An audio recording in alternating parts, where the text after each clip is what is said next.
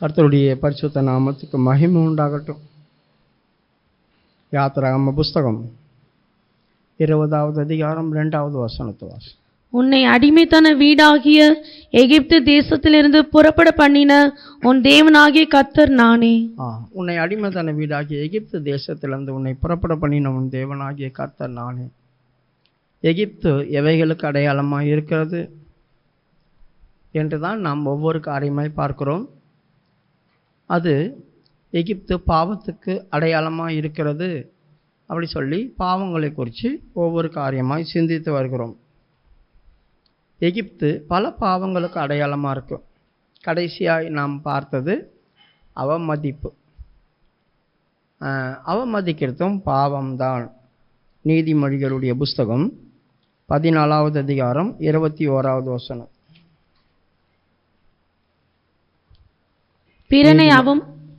பிறனை அவமதிக்கிறவன் பாவம் செய்கிறான், தரித்திரனுக்கு இறங்குகிறவனோ பாக்கியம் அடைவான்.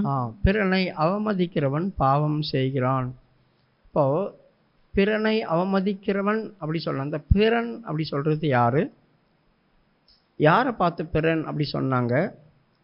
அந்த எருசலேமிலேருந்து எரிகோக்கு ஒருத்தன் வந்தான் பாருங்க. அப்போ அவன் கல்லறையில் அகப்பட்டான். அந்த டைமில் யதார்த்தமாக ஒருத்தன் ஆசாரியன் வந்தான், அப்புறம் ஒரு லேவியன் வந்தான், அதுக்கப்புறமா ஒரு சமாரியன் வந்தான். இப்போ இந்த 2 பேரும் உதவி பண்ணல, சமாரியன் உதவி பண்ணான். அப்போ ஆண்டவர் கேட்டார், அந்த அந்த உவமை சொன்னதான அந்த யூதனுக்கு, இதில் நன்மை செய்தவன் யார் அப்படி சொல்லி கேட்கும்போது அவன் தான் சொன்னான், அந்த பிறன் அப்படி சொன்னான். அப்போ அந்த பிறன் அப்படி சொல்லும் போதே அவன் அவமதிக்கிறதுக்கு தான் அது அடையாளம். ஏன் தெரியுமா?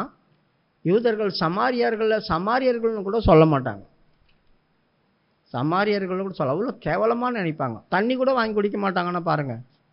அதனால தான் அந்த சமாரிய ஸ்திரீ, நீ யூதனாக இருக்க என்கிட்ட தண்ணி கேட்டியே அப்படி சொல்லி சொன்னா பார்த்தீங்களா? அப்போ ரொம்ப கேவலமாக மதிப்பாங்க. அப்போ அவனுக்கு பிறன் யார் அப்படி சொன்னாக்கா, இப்போ என்னுடைய சகோதரன், இப்போ இவன் யூதனுக்கு உதவி செய்திருந்தா அவன் பிறனாக இருக்க முடியாது, சகோதரன். ஆனால் அவனுக்கு உதவி செய்தது யாருன்னா பிறன். அப்படின்னா அவனுக்கு உதவி செய்தவன் தான். அவனுக்கு பிறன் யாருன்னா அவனுக்கு உதவி செய்தவன் தான். நீயும் போய் அப்படியே செய் அப்படி சொன்னார் ஆண்டவர். அப்போ பிறன் அப்படி சொன்னால் உதவி செய்கிறவன், நல்நடத்தை உள்ளவன், இரக்க குணம் உள்ளவன், இதெல்லாம் தான் கிறிஸ்துவுக்கு சம்பந்தப்பட்டது. அதனால தான் இயேசு கிறிஸ்துவ குட் சமாரியன் அப்படி சொல்கிறாங்க. இயேசு கிறிஸ்துவ குட் சமாரியன் சொல்லவே கூடாது. ஏன்னா அது யூத குலத்தில் பிறந்தவங்க. சமாரியர்கள் அப்படி சொன்னால் கலப்பு. பவுல் சொல்கிறான் பாருங்க, நான் யூதனுக்கு யூதன், எபிரேயனில் பிறந்த எபிரேயன் அப்படி சொல்கிறான் இல்லையா? அப்போது தாய் இஸ்ரவேலும் மற்ற ஜாதியில் புருஷனாக இருந்தான்னா அவங்க சமாரியர் லிஸ்ட்டில் வருவாங்க. புருஷன் யூதனாக இருந்து தாய் வேறு ஜாதியிலேருந்து பொண்ணு எடுத்துருந்தாங்க அப்படி சொன்னால் அவங்களும் சமாரியருடைய லிஸ்ட்டில் வருவாங்க. அதனால் அந்த கலப்பில் கல்யாணம் பண்ணுறவங்கள மட்டும்தான் சமாரியர் சொல்லுவாங்க. அவங்களெல்லாம் ஒதுக்கி விட்டாங்க. யோசுவா அந்த நெகோமியா எஸ்ரா இருக்கிற காலத்துலலாம் அவங்கள துரத்தி விட்டாங்க. அந்த பெண்களாக இருந்திருந்தால் அந்த பெண்களெல்லாம் அப்படியே துரத்தி விட்டாங்க. அவங்க பிள்ளைங்களையும் கூட சேர்த்து அமுச்சு விட்டாங்க. அப்படி எஸ்ராவும் நெகமியா காலத்தில் கொஞ்சம் நடந்துச்சு. அப்போது சமாரியாவுடைய நாட்டை இந்த இஸ்ரவேல் ஜனங்க தானே அரசாண்டாங்க. அந்த 10 கோத்திரம் கிமு 722 அழிஞ்சே போச்சு அசிரியரால். அந்த அசிரியர்கள் கொண்டு கொஞ்சம் யூதர்களை கலப்படம் பண்ணி விட்டுட்டாங்க. அப்போ அந்த யூதர்கள் அவங்களுக்கு கூட சேர்ந்து கலந்து பெண் கொண்டு பெண் எடுத்ததுனால அவங்களுக்கு பிறந்த குழந்தைகள் பேரெலாம் சமாரியர் வந்துச்சு. சமாரியா தேசத்தில் இருந்ததுனால அவங்களுக்கு சமாரியர் அப்படி சொன்னாவே கலப்பு. யூதர்களுக்கு அது ரொம்ப அருவருப்பாக இருக்கும். இவங்க கலப்பாக பிறந்தவங்க அப்படி சொல்லிட்டு. அப்போ பிறனை அவமதிக்கிறவன் பாவம் செய்கிறான் அப்படி சொன்னால், அந்த பிறன் அப்படின்னா நன்மை செய்கிறவன், இரக்கம் பாராட்டுறவன் அப்படி கூட நம்ம எடுத்துக்கலாம். சரி, அவமதிக்கிறது பாவம். அப்போ அவமதிக்கிறது பாவம் அப்படி சொன்னால் எதை அவமதித்தான்? அந்த எகிப்து தேசத்தில் மோசே கர்த்தருடைய வார்த்தையை கொண்டு போய் சொல்லும்போது கர்த்தர் யார் சொல்லி அவமதித்தான் அந்த பார்வோன். அப்போது தேவனுடைய வார்த்தைகளை தீர்க்கதரிசிகள் எல்லாம் அவமதித்ததெல்லாம் உங்களுக்கு நேர்க்கணும்னு நான் நிறைய விஷயம் சொல்லிட்டேன். அதெல்லாம் மறுபடியும் சொல்லணும்னு அவசியம் இல்லை. இப்போது இவர்கள் மனுஷர்களும் தீர்க்கதரிசிகளையும் தேவனுடைய வார்த்தைகளை மாத்திரமில்லை, இன்னும் சிலதை அவமதித்தாங்க. அந்த அவமதிப்பெல்லாம் பாவத்தில் கொண்டு சேர்க்கப்படும். லேவியராகம புஸ்தகம் 26வது அதிகாரம் 43வது வசனம். லேவியராகம புஸ்தகம் 26வது அதிகாரம் 43வது வசனம் வாசிக்கும் போது நியாய பிரமாணத்தை அவமதிக்கிறாங்க. படி. தேசம் அவர்களாலே விடப்பட்டு பாழாய் கிடக்கிறதினாலே தன் ஓய்வு நாட்களை ரம்யமாய் அனுபவிக்கும் அவர்கள் என் நியாயங்களை அவமதித்து அவர்கள் என் நியாயங்களை அவமதித்து. அப்போ தேவன் அவங்களுக்கு நியாய பிரமாணம் கொடுத்தார். நியாய பிரமாணம் கட்டளைன்னு சொல்ல முடியாது. நியாய பிரமாணம் இப்படியெல்லாம் செய்யுங்க, இப்படியெல்லாம் செய்யுங்க, இப்படி நீதி செய்யுங்க, நியாயம் செய்யுங்க அப்படி சொல்லி கற்பனை பிரமாணம். அதுதான் கற்பனை, அன்பினால் கொல்லப்படுறது. அப்போ இந்த பிரமாணங்களை, நியாய பிரமாணங்களை அவங்க என்ன செய்தாங்க? அவமதிச்சாங்க. அவர் சொன்னபடி நடக்கலை. சொன்னபடி நடக்காதனால அவர் என்ன செய்தார்? அவங்கள அந்நிய தேசத்திலும் அந்நிய ஜாதிகளுக்கள்லையும் ஒப்பு கொடுத்தார். ரொம்ப கஷ்டப்பட்டாங்க. 41. அவர்கள் எனக்கு எதிர்த்து நடந்தபடியினால் நானும் அவர்களுக்கு எதிர்த்து நடந்து அவர்களுடைய சத்துருக்களின் தேசத்திலே அவர்களை கொண்டு போய் விட்டதையும் அறிக்கையிட்டு விருத்த சேதனம் இல்லாத தங்கள் இருதயத்தை தாழ்த்தி தங்கள் அக்கிரமத்திற்கு கிடைத்த தண்டனையை நியாயம் என்று ஒத்துக்கொண்டால்.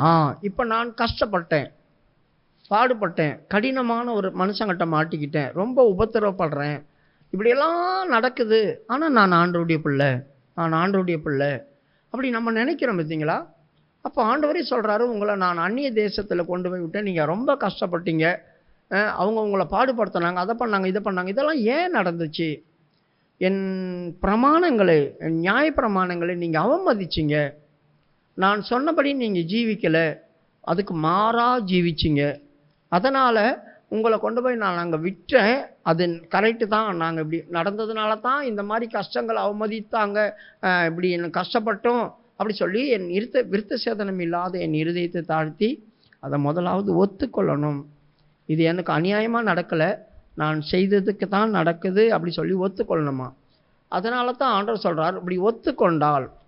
அப்போ ஆபிரகாமுக்கும் ஈசாக்குக்கும் யாக்கோபுக்கும் இட்ட ஆணையை நான் நினைப்பேன். அவங்க மேலே அவங்ககிட்ட என்ன ஆணையிட்டார்? உன் பின்வரும் சந்ததியை நான் பாதுகாப்பேன், அவங்கள ஆசீர்வதிப்பேன், பழுகவும் பெருகவும் பண்ணுவேன், அவர்கள் அந்த தேசத்தில் நிலைத்திருப்பாங்க அப்படியெல்லாம் அவங்களுக்கு சொன்னார். 3 பேருக்குமே சொன்னார். அதை அவர் நினச்சி பார்ப்பாராம். இப்போ இவங்க அக்கிரமம் பண்ணும்போது அவங்களுக்கு சொன்ன கட்டளையை அவர் மறந்துடுறாரு. அப்போ இவங்களை கேர் பண்ண மாட்டார். அதனால் இவங்க அந்நிய தேசத்தில் போய் பாதிக்கப்படுறாங்க. சுய தேசத்தில் இவங்க கஷ்டப்படவே இல்லை. சுய தேசத்தில் அவங்களுக்கு கஷ்டம் வந்ததே கிடையாது. ஏன்னா அவங்களுக்கு எல்லாமே கிடைக்கும், பாலும் தேனும் ஓடுகிற தேசம் அது. அவர்களுக்கு ரொம்ப கஷ்டமே இல்லாததான ஒரு தேசம். ஆனால் அந்த தேசத்துலேருந்து அவங்கள பறித்து கொண்டு போய் வெளியே கொண்டு போய் விடும்போது அவங்க ரொம்ப உபத்திரப்பட்டாங்க, கஷ்டப்பட்டாங்க, பெருக முடியாமல் போச்சு, அவங்க வேதனைப்பட்டாங்க. அப்போ அதெல்லாம் அவங்க நினச்சி கூட பார்க்கல. ஆண்டவரும் அதை மறந்துடுறாரு. அப்போ இவங்க ஒத்துக்கொள்ளும் போது கர்த்தர் அவங்க பிதாக்களுக்கு ஆணையிட்டதை நினைப்பேன், தேசத்தையும் நினைப்பேன் அப்படி சொல்கிறார். 42. நான் யாக்கோபோடே பண்ணின என் உடன்படிக்கையையும் ஈசாக்கோடே பண்ணின என் உடன்படிக்கையையும் ஆபிரகாமோடே பண்ணின என் உடன்படிக்கையும் நினைப்பேன், தேசத்தையும் நினைப்பேன். பாருங்க, இந்த தேசத்தையும் நினைப்பேன், இவங்க 3 பேரை நினைப்பேன்னு சொல்லிட்டு இந்த தேசத்தையும் நினைப்பேன்னு சொல்ற காரணம் என்ன?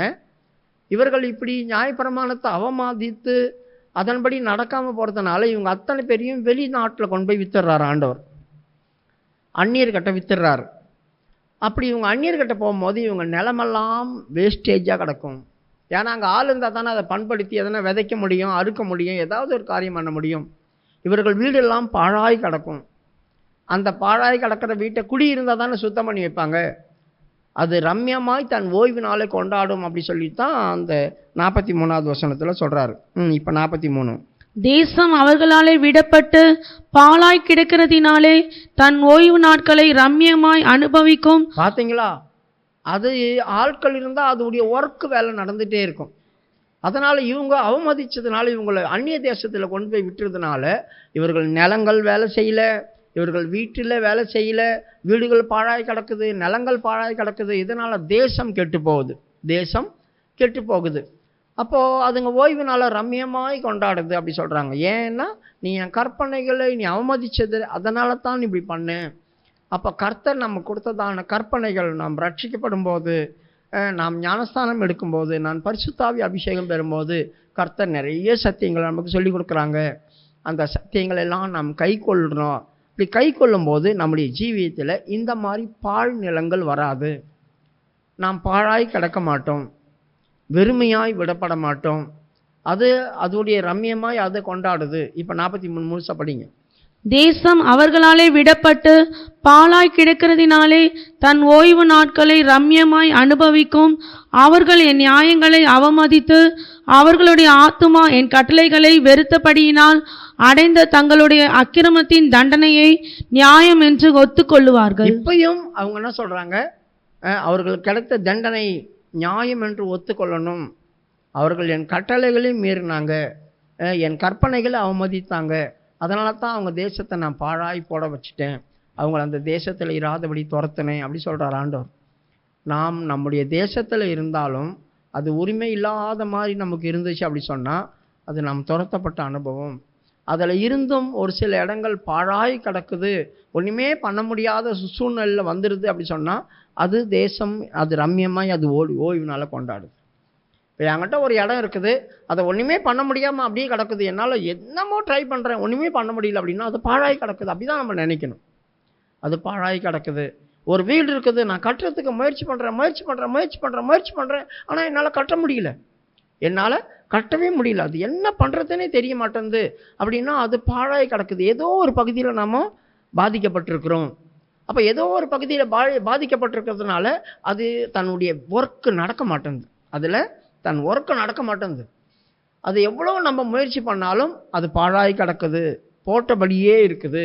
ஒரு சின்ன வேலை கூட நடக்கலை, நம்மளும் பிரயாசப்பட்டாலும் முடிய மாட்டேங்குது. அதுதாங்க. அப்போ நாம் கட்டளைகளையும் பிரமாணங்களையும் அவமதிக்கிறோமா, ஆண்டோடைய வார்த்தையை அவமதிக்கிறோமா, இதை நம்ம கண்டிப்பாக ஆராய்ச்சி பண்ணியே பார்க்கணும். மறுபடியும் படிங்க அந்த 43. தேசம் அவர்களாலே விடப்பட்டு பாழாய் கிடக்கிறதினாலே எப்படி தொடங்குறாரு பாருங்க. தேசம் அவர்களாலே விடப்பட்டு, அப்போ அவங்க அதில் வேலை செய்ய முடியாது, முயற்சி பண்ணுவாங்க, ஆனால் வேலை செய்ய முடியாது. அப்போ அவங்க வேலை செய்ய முடியாமல் போச்சுன்னா அது விடப்பட்டாச்சு. என்னால் இனிமேல் பண்ண முடியாது, அது நான் எவ்வளோ முயற்சி பண்ணேன், நான் ஒன்றும் பண்ண முடியல, எதுவுமே பண்ண முடியாமல் போட்டு வச்சுட்டேன் நான் அப்படி சொல்கிறேன் பார்த்தீங்களா. எதுவுமே பண்ண முடியாமல் போட்டு வச்சிட்டோம். அந்த மாதிரி தான் விடப்பட்டு, தேசம் அவர்களாலே பாழாய் விடப்பட்டு தன் ஓய்வு நாட்களை ரம்யமாய் அனுபவிக்கும். அது ஓய்வு. அந்த இடத்துல எந்த வேலையும் இல்லாதனால அது அமைதலாக இருக்கு. அதான் அந்த ஓய்வு நாளை ரம்யமாய் கொண்டாடுது அப்படி சொல்கிறாங்க. அது ஓய்ந்திருக்கு, அந்த இடத்துல எந்த காரியமும் நடக்கலை, அதனால் அது அமைதியாக இருக்குது. அது ஓய்வு நாளை ரம்யமாக, அது ஒவ்வொரு நாளும் அது ஓய்ந்து இருக்குது, அது ரெஸ்ட்டில் இருக்குது. அவர்கள் என் நியாயங்களை அவமதித்து, முதலாவது அவருடைய நியாயங்களை நாம் அவமதிக்கிறோம். அவர்களுடைய ஆத்துமா என் கட்டளைகளை வெறுத்தபடியினால், அவர்களுடைய ஆத்துமா என் கட்டளைகளை வெறுக்குது. இப்போ பிரமாணம், கட்டளைனா இதை நீ செய், இதை செய். இப்போ பிரமாணம்னா இப்படி நடந்துக்கோ அப்படின்னா அது நியாயம். நான் ஆபிரகாமுக்கிட்ட ஒரு காரியத்தை சொல்கிறேன், சோதம் கோமராவை நான் அழிக்க போகிறேன், அப்படி அழிக்க போகும்போது நான் அதை ஏன் சொல்கிறேன்னா, அவன் பின்வரும் தன் பிள்ளைகளுக்கு கர்த்தருடைய நீதியும் நியாயத்தையும் சொல்லிக் கொடுப்பான். அப்போ நீதியும் நியாயத்தையும் சொல்லிக் கொடுப்பான். அப்போ நியாயப்பிரமாணம் அப்படி சொல்கிறது என்ன, கர்த்தருடைய கிரிகளை குறித்து நல்ல காரியங்களை சொல்லிக் கொடுத்து அவங்க தெய்வ பக்தியில் வளர்க்க வைக்கிறது. தெய்வத்தை விட்டு வெளியே போகாத அளவுக்கு தெய்வத்துக்குள்ளேயே இருக்கணும். 18வது அதிகாரம் ஆதியாகமம், தன் பிள்ளைகளுக்கு அவன் நீதியும் நியாயத்தையும் சொல்லிக் கொடுப்பான் அப்படின்னு.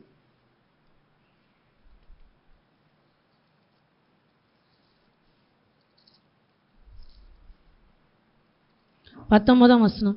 கர்த்தர் ஆபிரகாமுக்கு சொன்னதை நிறைவேற்றும்படியாய் அவன் தன் பிள்ளைகளுக்கும் தனக்கு பின்வரும் தன் வீட்டாருக்கும் நீங்கள் நீதியையும் நியாயத்தையும் செய்து கர்த்தருடைய வழியை காத்து நடவுங்கள் என்று கட்டளையிடுவான் என்பதை அறிந்திருக்கிறேன் என்றார். பார்த்தீங்களா, இவன் தன் பிள்ளைகளுக்கு சொல்லிக் கொடுத்து தன் பிள்ளைகளை தெய்வ பக்தியாய்த்தான் வளர்ப்பான். அதனால நான் செய்ய போற கிரியை ஆபிரகாமுக்கு மறைப்பேனோ, அது மேல் உள்ள வசனம். அப்பொழுது கர்த்தர் ஆபிரகாம்,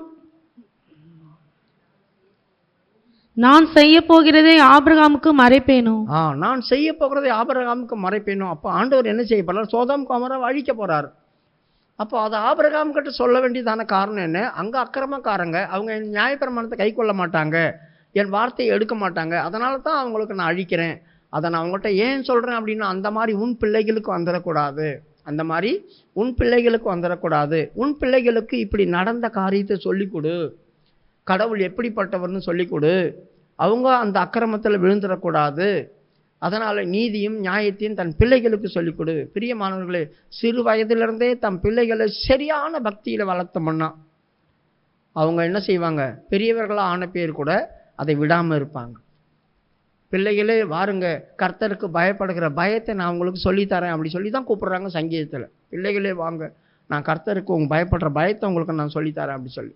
ஆகவே நாம் சரியான விதத்தில் வளர்க்கணும். அப்படி இல்லை வச்சுங்க, அவங்க வளர்ந்த பேர் அப்புறம் அவங்க போக்கில் போயிடுவாங்க. அப்போ நம்மளுக்கு மதிப்பு கொடுக்க மாட்டாங்க. அப்போ நம்மளை விட அறிவாளியாக அவங்க மாறிடுவாங்க. அப்போ அவங்க சொல்கிறத நம்ம கேட்கணும். அப்போ அவங்க பின்னால் நம்ம அலைய முடியாது, அவங்கள பக்திக்குரிய காரியத்தில் கொண்டு வர முடியாது. அப்படி வளர்த்த பிறகு நம்ம என்னத்தான் முழங்கால் போட்டு நின்றுட்டு இருந்தாலும், நல்லா கவனிங்க, வேதம் என்ன சொல்லுது? நீ படுத்திருக்கும் போதும், நீ எழுந்திருக்கும் போதும், நீ அலுவலகத்தில் இருக்கும்போதும் உன் பிள்ளைகளுக்கும் அவர்கள் பிள்ளைகளுக்கும் அவர்கள் பிள்ளைகளுக்கும் இதை சொல்லி கொடுக்கணும். அதுதான், நீ படுக்கும் போதும் எழும்பும் போதும் உன் பிள்ளைகளுக்கு சொல்லிக் கொடு, அவங்க பிள்ளைங்களுக்கு சொல்லிக் கொடுப்பாங்க. அப்போ நம்ம வேதத்தை என்ன செய்யணுமா? நம்முடைய பிள்ளைகளுக்கு சரியாய் சொல்லிக் கொடுத்து இந்த அனுபவத்தில் கொண்டு வரணும். அப்போ நம்ம பாரம்பரியத்தில் இருக்கிறவங்களாம் அவங்களும் ஆண்டருக்குள்ளே தானே இருக்கிறாங்கன்னு விட்டுட்டோம்னாக்கா அப்போ அவங்க ஆர்சி சிஎஸ்சியில் உட்காந்துருப்பாங்க. அவங்கள திருத்தி வெளியே கொண்டு வர முடியாது. ஏன்னா அப்படி விட்டுட்டோம் நம்ம. இப்போ நம்ம அந்த காரியத்துலேருந்து அவங்கள வெளியே கொண்டு வரணும். நீ இன்னத்தான் மலை தலைக்கீழ் நின்னா கூட, வவ்வாலாட்டம் தொங்குனா கூட, ஜெபம் பண்ணால் கூட அவங்கள திருப்பி கொண்டு வர முடியாது. ரொம்ப கஷ்டம், கொண்டு வர முடியாது. அப்போ அவங்களுக்கு அந்த தெய்வ பயம் இருக்காது. ஏன்னா நாங்களும் கிறிஸ்தவங்க தானே, நாங்களும் ஆராதிக்க தானே போகிறோம், நாங்களும் வாரம் கூட்டத்துக்கு தானே போகிறோம். நீ பெந்தகோஸ்துக்கு போகிற, நான் இங்கே போகிறேன், என்று இயேசு கிட்ட தானே போகிறோம் அப்படி சொல்லுவாங்க. ஆனால் தெய்வ பயம் இருக்குமா? நம்ம ஜபிக்கிற மாதிரி இருக்குமா? நான் பரலோகம் போகிறோம், பரலோகம் போகிறதுக்கு வழி எனக்கு ஆண்டவர் சொல்லி கொடுத்துக்கிறார். இந்த வசனம் என்ன சொல்லிருக்கு? என் வழிகளை அவங்க விட்டுட்டாங்க, என் வழிகளை அவங்க காத்து கொள்ளலை. அப்போ அவருடைய வழி எனக்கு என்னன்னு தெரியும். அவங்களுக்கு தெரியுமா? தெய்வத்தை பற்றி தெரியும், தெய்வம் என்னை எங்கே கொண்டு போய் சேர்ப்பார்னு தெரியாது. பரலோகம் போவோம், பரலோகம்னா ஒரு பொது இடமா? அதில் எத்தனை பிளேஸ் இருக்குது? எல்லாரும் ஒரே இடத்துல போய் சேருவாங்களா? இந்த பூமியில் ஜீவித்துக்கு தக்க வண்ணமாய் தான் ஒருத்தர் மேலே போவாங்க. அப்போ நான் போகும்போது எனக்கு அட்ரஸ் வேணுமே. இப்போ நீங்கள் உங்கள் வீட்டில் இருக்கிறீங்க, நீங்கள் எங்கே இருக்கிறீங்கன்னு கேட்டால் உங்கள் வீட்டு அட்ரஸை கரெக்டாக சொல்லுவீங்க. தெருவு, இந்த தெருவு, அந்த ஊர் பேரும் அதோடைய ஏரியா பேரும், இந்த தெருவில் அந்த நம்பரையும் சொல்லுவீங்க. நாங்கள் எங்கே இருக்கிறோம் அப்படி சொன்னாக்கா, எங்கேயோ கிடக்கிறோம், மேட்டுப்பாளையத்தில் எங்கேயோ கிடக்கிறோம். மேட்டுப்பாளையம் நம்ம பொதுப்படியாக சொல்ல முடியுமா? மேட்டுப்பாளையத்தில் நீங்கள் எங்கே இருக்கீங்க அப்படி தானே கேட்பாங்க. அப்போ அதெல்லாம் சொல்லணுமே. அந்த மாதிரி நமக்கு ஒரு அட்ரஸ் வேணும். இப்போ பரலோக ராஜ்யத்தில் நீங்கள் எங்கே இருப்பீங்க? எனக்கு அட்ரஸ் தெரியணும். அட்ரஸ் தெரியாமல் எங்கே போய் உட்காந்துருப்பீங்களா? என் பிதாவின் வீட்டில் அநேக வாசஸ்தலம் உண்டுன்னு எதுக்கு ஏசாமி சொன்னார்? நான் போய் உங்களுக்காக ஒரு ஸ்தலத்தை ஆயத்தம் பண்ணுவேன். அப்போ யாருக்காக அவர் ஒரு ஸ்தலத்தை ஆயத்தம் பண்ணுவார்? அவருடைய சட்ட திட்டங்களையும் நியாயப்பிரமாணங்களையும் கற்பனைகளையும் கை கொள்றாங்களே அவங்களுக்காக தான். எல்லாருக்கும் இல்லைங்க. எனக்கும் இயேசு தெரியும், உலகத்தில் இருக்கிறதான மனுஷங்களுக்கும் இயேசு தெரியும். அப்போ இயேசு தெரிஞ்சவங்களாம் அங்கே போயிடுவாங்களா? இல்லையே. அப்போ இங்கே ஏன் ஆபிரகாம் மட்டும் எப்படி சொல்கிறாரு? தன் பிள்ளைகளுக்கு நீதியும் நியாயத்தையும் சொல்லிக் கொடுப்பான். என்ன அந்த நீதி நியாயம்? கர்த்தருக்கு பயந்து நடங்க. பார், சோதம் கொமரா எப்படி அழிஞ்சுது தெரியுமா? என் கண்ணு முன்னால் அழிஞ்சுது. அது கர்த்தர் கோபம் வந்துச்சு. அவங்க தெய்வத்தை விட்டுட்டாங்க, தெய்வத்தை அவங்க ஏறெடுக்கலை, தெய்வ பயமும் இல்லை, தெய்வத்துக்கு விரோதமாகவே அவங்க எழும்புனாங்க. அதனால் அவங்க நெருப்புனால் அழிஞ்சாங்க. அதுக்கு சாட்சி அதோ அந்த லோத்துடைய மனைவி பாரு, உப்பு தூணா நிற்கிறா, சொன்ன கட்டளையை மீறினா, திரும்பி பார்க்காதேன்னா, ஆண்டருடைய வார்த்தையை மீறினா, அந்த இடத்துல பாதியில் நின்று கிடக்கிறா பாரு அப்படி சொல்லி காட்டி சொல்லி கொடுப்பான்.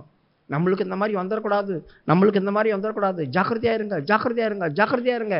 அதுதாங்க நீதி நியாயம். அவங்கள ஆரம்பத்தில் விட்டுட்டு பெருசான பேர் நம்ம என்ன தான் பண்ணாலும் அவங்க நம்மளுக்கு உபதேசம் பண்ணிட்டு உட்காந்துருப்பாங்க. நம்மளுக்கு உபதேசம் பண்ணவங்க அவங்கள திருத்த முடியாது. பாரம்பரியத்தில் ஊர்ன ஒருத்தரையும் வெளியே கொண்டு வர முடியாது, கஷ்டம். ஒரு ஆர்சிக்காரங்களை கூட கொண்டு வந்துடலாம் தெரியுமா உங்களுக்கு? ஒரு ஆர்சிக்காரங்க கூட விற்கிற காரை தானே பண்ணிட்டுருப்பாங்க. நீங்கள் பண்ணுறது தப்புங்க அப்படின்னு பயமுறுத்தி வெளியே கொண்டு வந்துடலாம். ஒரு சீசக்காரங்களை கொண்டு வர முடியாது, கஷ்டம். அவங்களுக்கு நாங்கன்னா மாதா சாமியை கும்பிட்றோம் அப்படின்வாங்க. இல்லை எங்களுக்கும் ஒரு சிலுவை மட்டும் வச்சு ஏசு சாமி தான் கும்பிட்றோம் அப்படின்வாங்க. அவங்கள வெளியே கொண்டு வர முடியாது. அவங்களுக்காக தலைக்கீழ் நின்னா கூட, வவ்வாலாட்ட தொங்குனா கூட வெளியே வரமாட்டாங்க. ரொம்ப கஷ்டம். அப்போ ஆரம்பத்துலேருந்தே என்ன செய்யணும், நம்ம நீதி நியாயத்தை ஜனங்களுக்கு சொல்லி கொடுத்து பழக்க வைக்கணும். அதில் அவங்க பழகணும். ஆண்டவர் நிறைய பேர்கிட்ட அதான் சொல்கிறார், அவன் பிள்ளைகளுக்கும் அவன் பிள்ளைகளுக்கும் இந்த பிரமாணங்களை சொல்லிக் கொடுங்க. அப்போ நியாயப்பிரமாணத்தை நம்ம அவமதிக்கக்கூடாது. அவங்க கற்றுப்பாங்க, அவங்க எப்படியே பண்ணி போவாங்க அப்படி சொல்லிட்டு நம்ம போகக்கூடாது. சிறு வயதுலேருந்தே அவங்களுக்கு சொல்லிக் கொடுக்கணும். சிறு வயதுலேருந்தே அவங்களுக்கு சொல்லிக் கொடுக்கணும். யூதர்கள்லாம் பாருங்கள், சின்ன வயசுலேருந்தே பிள்ளைங்களுக்கு நியாயப்பிரமாணத்தை ஒரு படம் போட்டு வரைஞ்சி வச்சுக்கிறாங்க. நம்ம எப்படி கார்ட்டூன் படம் போட்டிருக்கோம், அந்த கார்ட்டூன் படம் போட்டு வரைஞ்சி வச்சுருக்காங்க. வரைஞ்சி வச்சுட்டு தேவன் உலகத்தை எப்படி உண்டாக்குனது தான் அந்த சரித்திரம். 7 நாள் அதுக்கப்புறமா ஆதாமை எப்படி உண்டாக்குனார், ஏவாளை எப்படி உண்டாக்க, அந்த மாதிரிலாம் அவங்க அந்த கார்ட்டூன் படம் போட்டு வச்சுட்டு அதை காட்டி எங்கள் குழந்தை வாயில் நெப்புள் வச்சுருக்குது, குழந்தை படுத்துட்டு இருக்குது, அதை காட்டி சொல்லி கொடுக்குறாங்க. இனே ஆதாம் இவன் தான் ஆதாம் அப்படி சொல்கிறாங்க. இனேனா இதோ ஆதாம் பாரு அப்படி சொல்லி காட்டுறாங்க. யோசித்து பாருங்க, குழந்தை நம்ம அதை சொல்லி கொடுத்துட்டு இருப்போமா? நம்மளால் முடிஞ்ச வரைக்கும் அவங்க மூளையில் அதிகமாய் வசனங்களை ஏற்றணும் சின்ன வயசுலேருந்து. இப்பயே இல்லைன்னா அது வளர வளர செல்லுக்குள்ளேயே போகுதுங்க.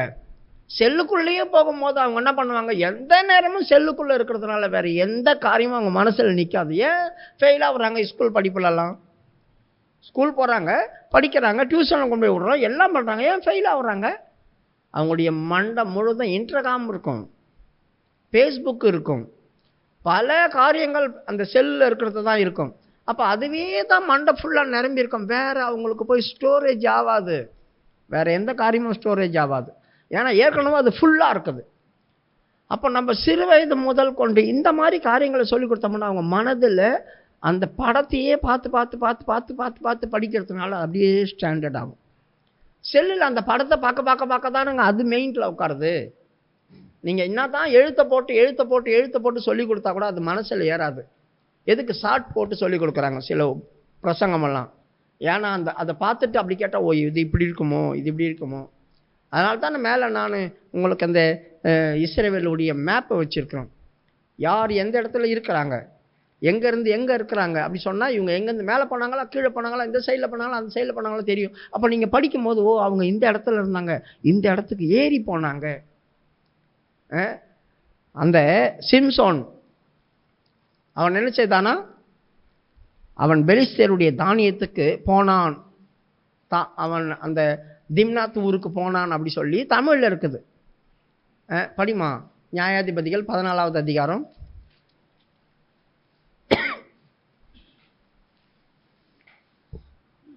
5ஆம் வசனம். அப்படியே சிம்சோனும் அவன் தாயும் தகப்பனும் திம்னாத்துக்கு போக புறப்பட்டார்கள். திம்னாத்துக்கு போக புறப்பட்டார்கள் அப்படி சொல்லி இருக்குது. அப்ப திம்னாத் அப்படி சொல்லி எங்க இருக்குது? அது யூதா தேசத்துக்கு இந்த பக்கம் கடல் கரையில் இருக்குது. அப்போ இவங்க யூதா தேசத்துலேருந்து மேலே மலை மேலேருந்து இறங்குறாங்க கீழே. அப்போ எபிரேய மொழியில் எப்படி தெரியுமா போட்டிருக்குது?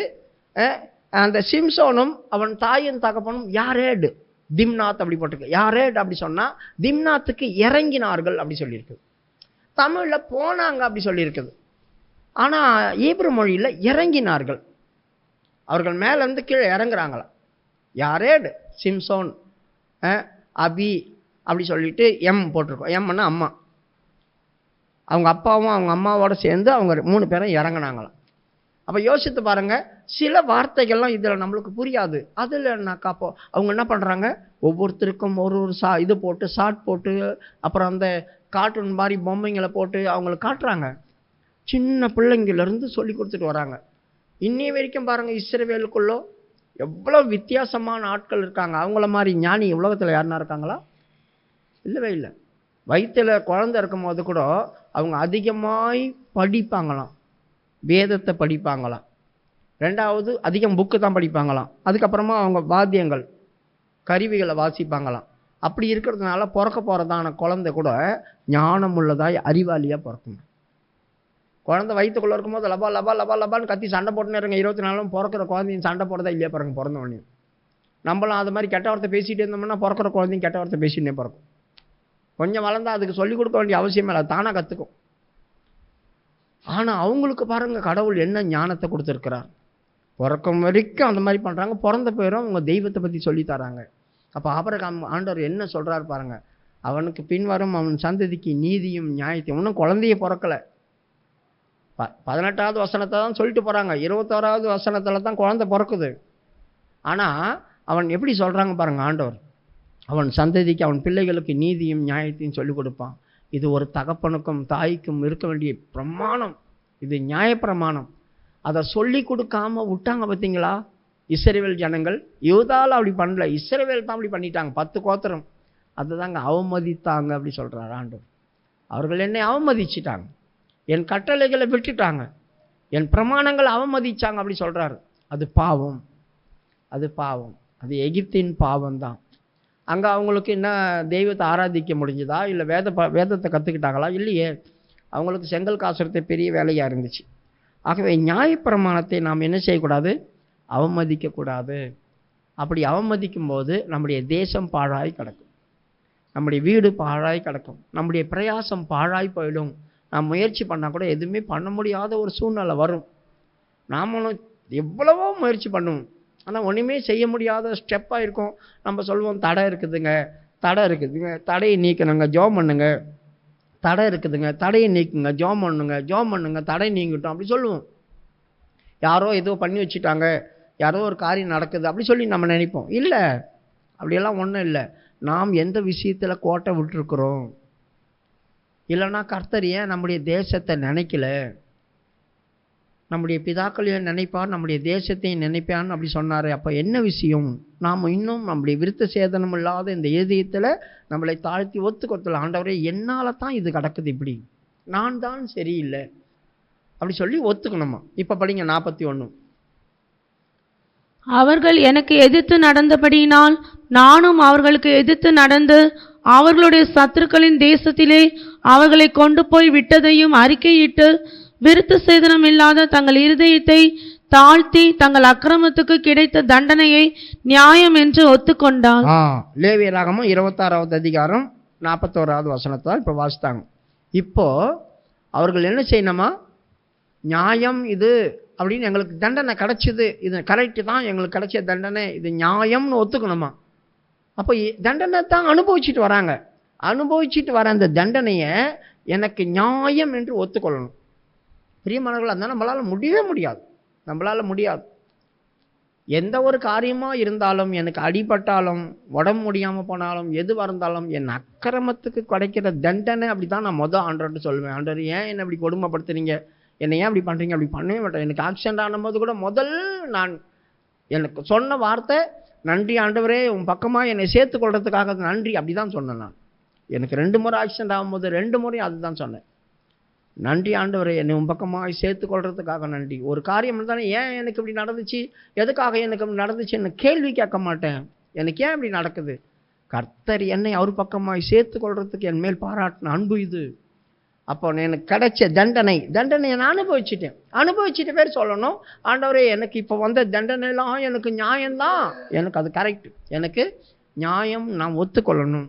அப்படி ஒத்துக்கொள்ளும் போது தான் கர்த்தர் நினைப்பார், எனக்கு இவ்வளோ தண்டனை கிடச்சிது போதாதா, இன்னுமா நான் தண்டனை அனுபவிக்கணும் அப்படி சொல்லி போராடக்கூடாதுங்க, அதை ஒத்துக்கொள்ளணும். அப்பொழுது என் பிதாக்களுக்கு பண்ணினதான உடன்படிக்கையும் அப்போ என் தேசத்தையும் கர்த்தர் நினைப்பார். அப்பொழுது பாழாய் கிடக்கிறதான அந்த அனுபவங்கள் மாறும், பாழாய் கிடக்கிறதான அந்த அனுபவங்கள் மாறும், மறுபடியும் அதில் வேலை நடக்கும், ஒர்க் நடக்கும். இது நியாயப்பிரமாணத்தை நாம் அவமதிக்கிறதுனால வர்றதான காரியம். 2வது, என்னாகாம புஸ்தகம் 16வது அதிகாரம் 30வது வசனத்தில் அவர்கள் கர்த்தரை அவமதித்தாங்க அப்படி சொல்லியிருக்குது. நாம் கர்த்தரை அவமதிக்கக்கூடாது.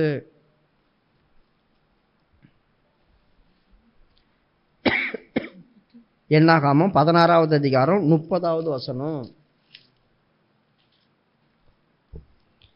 கர்த்தர் ஒரு புதிய காரியத்தை நேரிட செய்வதால் பூமி தன் வாயை திறந்து இவர்கள் உயிரோடே பாதாளத்தில் இறங்கத்தக்கதாக இவர்களையும் இவர்களுக்கு உண்டான யாவையும் விழுங்கி போட்டதே. ஆனால் இந்த மனிதர் கர்த்தரை அவமதித்தார்கள் என்பதை அறிந்து கொள்வீர்கள் என்றார். இந்த இடத்துல கர்த்தரை இவங்க அவமதித்தாங்க அப்படி சொல்லி இருக்குது. என்ன கர்த்தரை இவங்க அவமதித்தாங்க? அதுல 2வது வசனமும் 3வது வசனமும் வாசிக்கும் போது 16:2-3 வாசிக்கும் போது அவர்கள் சில காரியத்தில் சரியில்லை, அவங்க எண்ணங்கள் சரியில்லை, அவங்களுடைய நினைவுகள் சரியில்லை, வேற மாதிரி யோசிக்கிறாங்க, வேற மாதிரி சிந்திக்கிறாங்க, பல காரியங்கள் இருக்கு. ஆனா அவங்க என்ன சொல்றாங்க? சபை பரிசுத்தமா இருக்குது, நாங்களும் சுத்தமா இருக்கிறோம், எங்கள் நடுவிலே கர்த்தர் இருக்கிறார். இப்படி இருக்கும்போது நீங்க என்ன பண்றீங்க?